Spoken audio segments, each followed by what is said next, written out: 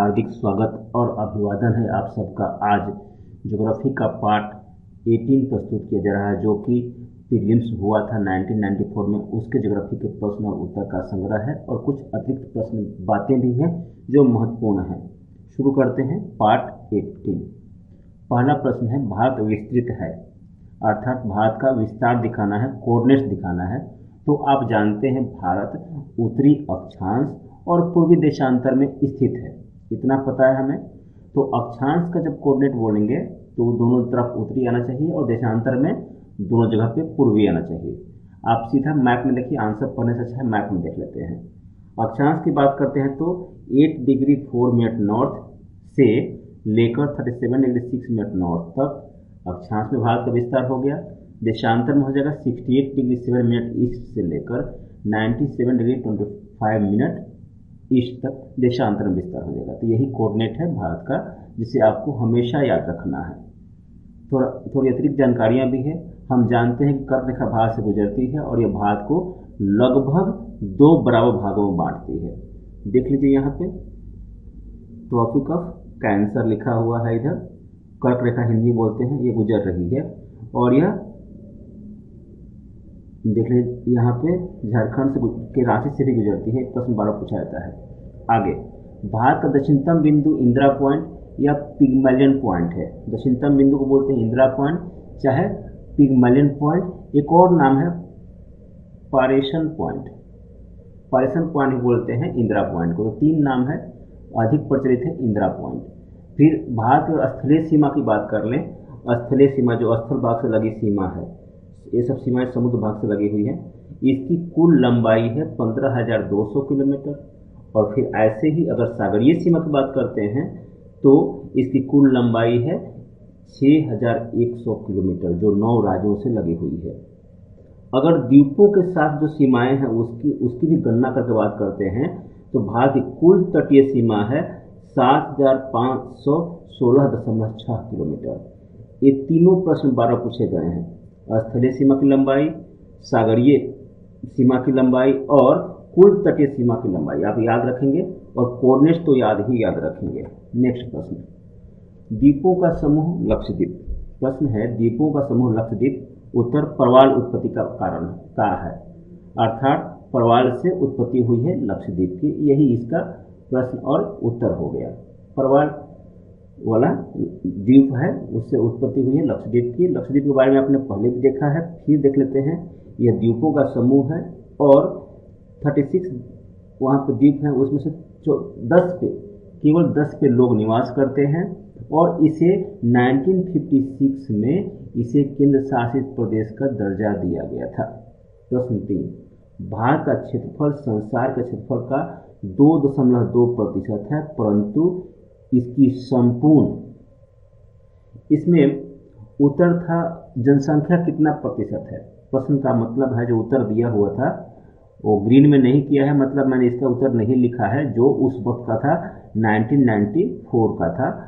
अब लेटेस्ट लिखा हूँ, इसमें बताना था कि कितना प्रतिशत जनसंख्या है। क्षेत्रफल है 2.2%, जनसंख्या वर्तमान में जो 2011 की जनगणना है उसके अनुसार 17.7% हमारी जनसंख्या है विश्व की जनसंख्या का। कुल कितनी हो जाएगी, क्षेत्रफल कितना हो जाएगा, 32,87,263 वर्ग किलोमीटर। यह भारत का कुल क्षेत्रफल हो जाएगा। और क्षेत्रफल में भारत विश्व में 7वां स्थान रखता है। और जो प्रथम 6 देश हैं जो भारत से आगे हैं, इसमें पहला नंबर रूस का, दूसरा कनाडा का, फिर तीसरा अमेरिका, चौथा चीन, 5वां ब्राजील, 6ठा ऑस्ट्रेलिया का स्थान आता है। फिर हम आ जाते हैं 7वें पे। तो ये सब अतिरिक्त जानकारियां थी। प्रश्न 4 पे पहुंचते हुए, अवसादी शैलों के लिए निम्नलिखित में से कौन सा कथन असत्य है। कौन सा कथन असत्य है, ये सत्य असत्य को ध्यान से देखना होता है। किसके लिए, अवसादी शैलों के लिए। तो असत्य जो है उसका आंसर लिखा है मैंने, अर्थात यही असत्य है। ये शैलें जल में नहीं निर्मित हो सकती हैं, अर्थात अवसादी चट्टानों का निर्माण पानी में नहीं होता है। यह बिल्कुल ही जो कहना है इसका गलत है। यहाँ पे देखिए लिखा हुआ है कि अवसादी चट्टानों का निर्माण पानी में होता है। लास्ट में लिखा है अधिकांशतः पानी में ही होता है। थोड़ी अतिरिक्त जानकारियां हैं अवसादी चट्टानों के बारे में। आप जानते हैं कि एक परतों में होती हैं, इसमें जीवाश्म मिलते हैं और चट्टानें रवेदार नहीं होती हैं, अवसादी चट्टानें। और पूरा धरातल का 75% भाग अवसादी चट्टानों से ही ढका हुआ है। 5 प्रश्न पर पहुंचते हुए टीन मिलता है कायांतरित शैलों में। किस तरह के चट्टानों में मिलता है? तो रूपांतरित या कायांतरित चट्टानों में मिलता है। प्रश्न 6, साहतस जो विश्व का सबसे सुंदर, गर्म और हल्का ऊन मानी जाती है, वह कहाँ पैदा होती है? साहतस एक ऊन है। यह प्रश्न पहली बार आया है, बाकी प्रश्न तो हमने देखा था, पहले आ चुके हैं। तो साहतस ऊन जो विश्व का सबसे सुंदर, गर्म और हल्का है, यह उज्बेकिस्तान में पाई जाती है साहतस ऊन। आगे 7 नंबर पर, भारत का सबसे अधिक जनसंख्या वाला शहर है। शहर का नाम बताना है जिसकी जनसंख्या सबसे अधिक है। हम बात डेफिनेटली सेंसस की करेंगे, जो लेटेस्ट सेंसस है 2011 का। उसके अनुसार सबसे अधिक जनसंख्या वाले 4 शहर का नाम लिखा है। पहला मुंबई, दूसरा दिल्ली, तीसरा बेंगलुरु और चौथा हैदराबाद। ये 4 शहर हैं जिनकी जनसंख्या सबसे अधिक है और यह जो नाम लिखा है क्रमशः ये आरोही क्रम में है, अवरोही क्रम में है। सबसे अधिक मुंबई है, फिर दिल्ली है। अगर हम बात करें राज्यों की जनसंख्या में तो 4 राज्य हैं। सबसे पहले उत्तर प्रदेश, दूसरा महाराष्ट्र, तीसरा हमारा स्टेट बिहार और चौथा वेस्ट बंगाल आता है जनसंख्या की दृष्टि से। क्षेत्रफल दृष्टि से अगर राज्यों की बात कर लें तो राजस्थान 1 नंबर पे आता है, मध्य प्रदेश 2 पे, महाराष्ट्र जो जनसंख्या में दूसरा था वो क्षेत्रफल में तीसरा है और उत्तर प्रदेश जो पहला था क्षेत्रफल में चौथा है। तो ध्यान रखेंगे। 8, हुंड्रू जलप्रपात निर्मित है स्वर्ण रेखा पर। स्वर्ण रेखा नदी पर हुंड्रू जलप्रपात निर्मित है। यह झारखंड में है और इसकी ऊंचाई याद रखेंगे आप, मीटर में 74 और फीट में 243 फीट। यह ऊंचाई है हुंड्रू फॉल्स की, हुंड्रू जलप्रपात की। 9, शिवालिक शैल समूह के दक्षिण में भाभर क्षेत्र उदाहरण है। अर्थात शिवालिक शैल के दक्षिण में भाभर क्षेत्र मिलते हैं, ये उदाहरण है। इसका यही मतलब है कि यह शैल के जस्ट नीचे है, गिरिपाद है। पहाड़ के नीचे, जस्ट नीचे के भाग को बोलते हैं गिरिपाद। तो गिरिपाद की स्थिति है, इसका यही मतलब है, क्योंकि भाभर जो क्षेत्र होता है वो पहाड़ के जस्ट नीचे बनता है। देखिए मैदान 4 प्रकार के होते हैं, पहला भाभर, फिर तराई, फिर बांगर और फिर खादर। तो मैदान आप बनते हैं जानते हैं, नदियों द्वारा लाई गई मिट्टी से ही बनते हैं। तो नदियाँ निकलती हैं चट्टानों से, पहाड़ों से। तो पहाड़ से नदियाँ उतरती है तो सबसे पहले बनाती है भाभर चाहे भाबर, दोनों ही नाम एक ही, कहीं कहीं भाभर लिखा रहता है, कहीं भाभर लिखा रहता है। फिर उसके बाद जो क्षेत्र बनता है वो तराई, फिर बांगर, फिर लास्ट में खादर। भाभर प्रकार के मैदान शिवालिक के गिरिपाद में मिलते हैं। तो प्रश्न और उत्तर में ही देख लिया हमने। जलोढ़ पंख और जलोढ़ शंकु युक्त संरचना को भाभर कहते हैं। ठीक, जलोढ़ पंख और जलोढ़ शंकु युक्त संरचना को भाभर कहते हैं। जहाँ चट्टानों की छोटे छोटे चट्टान बहुत अधिक होते हैं उसी को बोलते हैं हम भाभर। 10, गंगा के जलोढ़ मृदा की गहराई भूमि सतह से नीचे लगभग होती है। जो गंगा आप जानते हैं नदियाँ एक ही मिट्टी का निर्माण करती है, उसका नाम है जलोढ़ मिट्टी।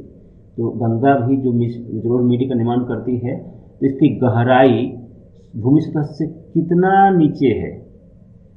तो इस जलोढ़ मिट्टी की गहराई है गंगा द्वारा जमा की गई 600 मीटर।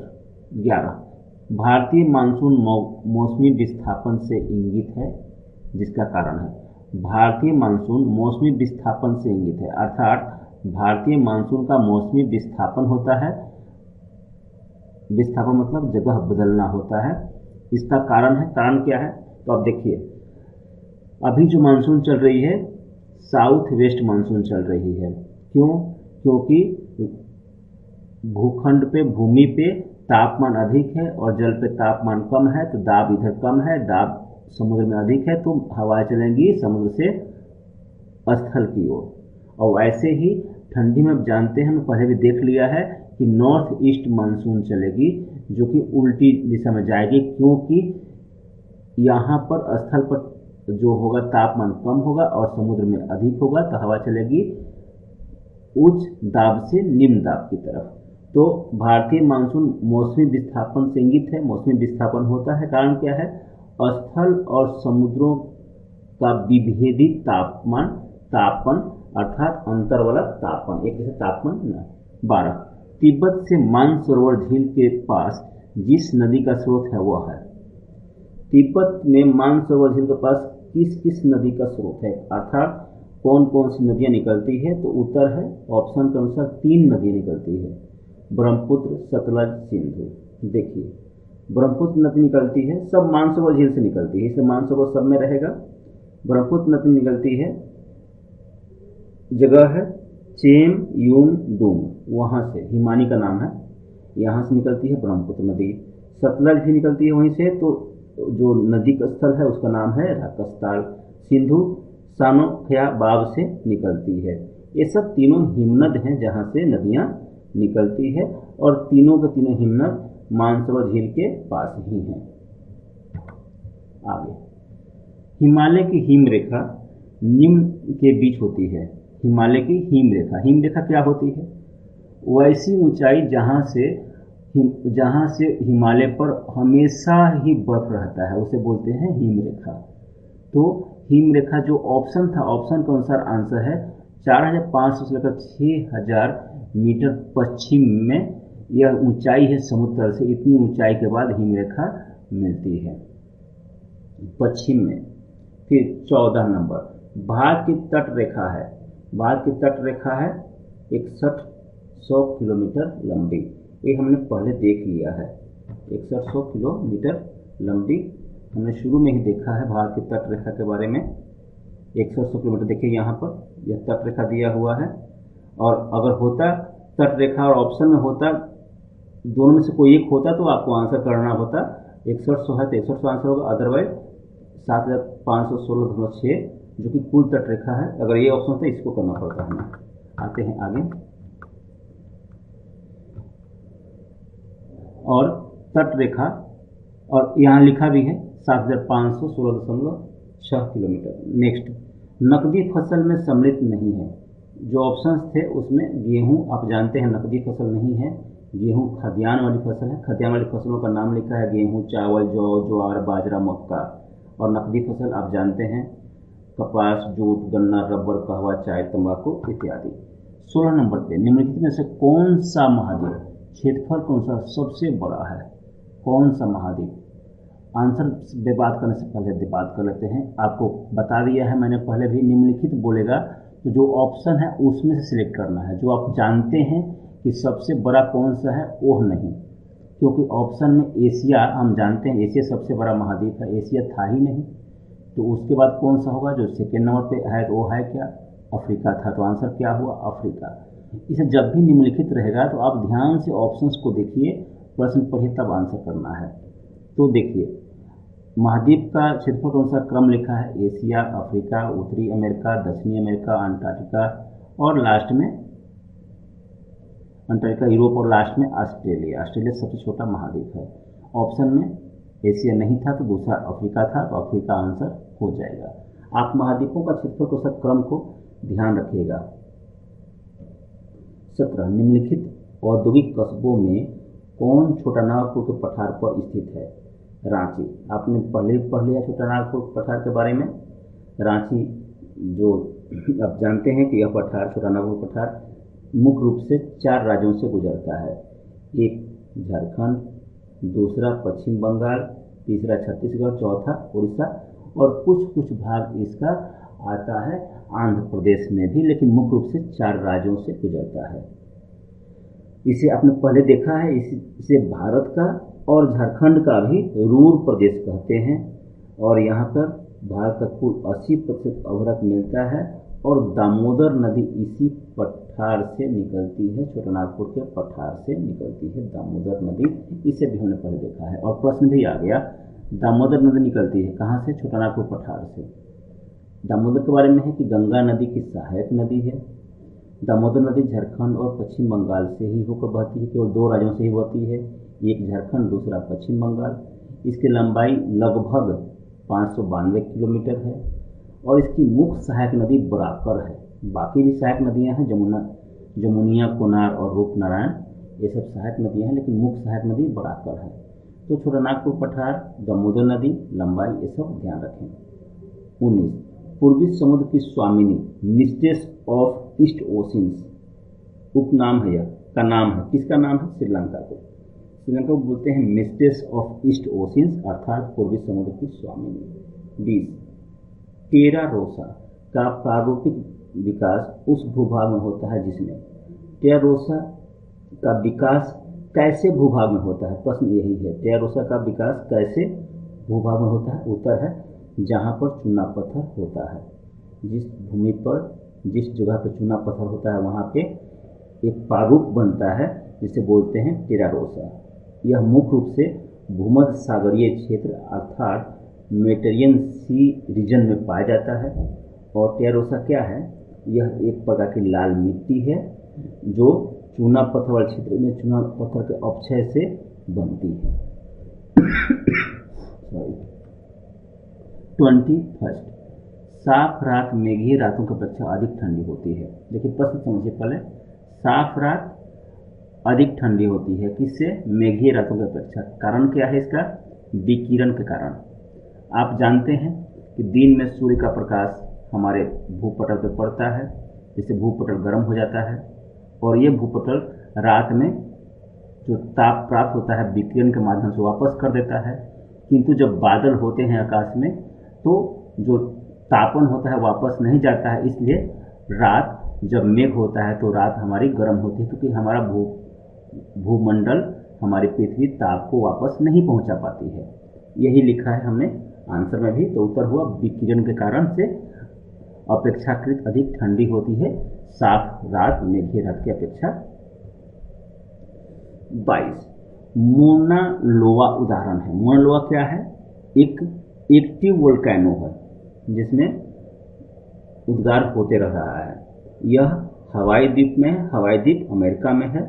और दूसरा बात करें किलायू वोल्केनो की, जो कि दुनिया की सर्वाधिक सक्रिय ज्वालामुखी है। किलायू का भी नाम याद रखिएगा, दुनिया की सबसे सक्रिय ज्वालामुखी है और यह भी हवाई द्वीप में ही है। 23 पर सर्व प्राचीन शैल समूह की आयु आंकी जाती है। सर्व प्राचीन सबसे पहले के शैल समूह अर्थात चट्टानों की आयु नापने की विधि क्या है? इसका उत्तर है, सिंपल भाषा में प्रश्न हो गया, चट्टानों की आयु नापने की विधि क्या है? यूरेनियम लेड विधि है जिससे चट्टानों की आयु नापते हैं। इसी को लिखा हुआ है। इसमें बताया जा रहा है कि शुरू में यूरेनियम की मात्रा अधिक होती है, धीरे धीरे क्षरण होती है यूरेनियम की मात्रा का और क्षरण होकर उसमें केवल बढ़ जाती है लेड की मात्रा। तो इसलिए यूरेनियम और लेड चट्टानों में होते हैं, तो इनकी मात्रा को नापने के लिए, मात्रा को नाप कर ही इनका एज पता किया जाता है। इस चट्टानों को नापने की विधि है यूरेनियम लेड की विधि। 24 कोयले का समान प्रकार है बिटुमनी, भारत में बहुत अधिक पाया जाता है। इसमें 75 से लेकर 80% कार्बन होता है। कोयले का प्रकार है। 25 नंबर मृदा संरक्षण वह प्रक्रम है जिसमें, मृदा संरक्षण क्या है? मिट्टी को बचाना किस चीज से? नुकसान से मिट्टी को बचाना, सुरक्षित रखना। तो प्रश्न उत्तर हो गया। तो दोस्तों यह पार्ट 18 था। 19 को 1 या 2 दिन में आपके सामने प्रस्तुत कर दिया जाएगा।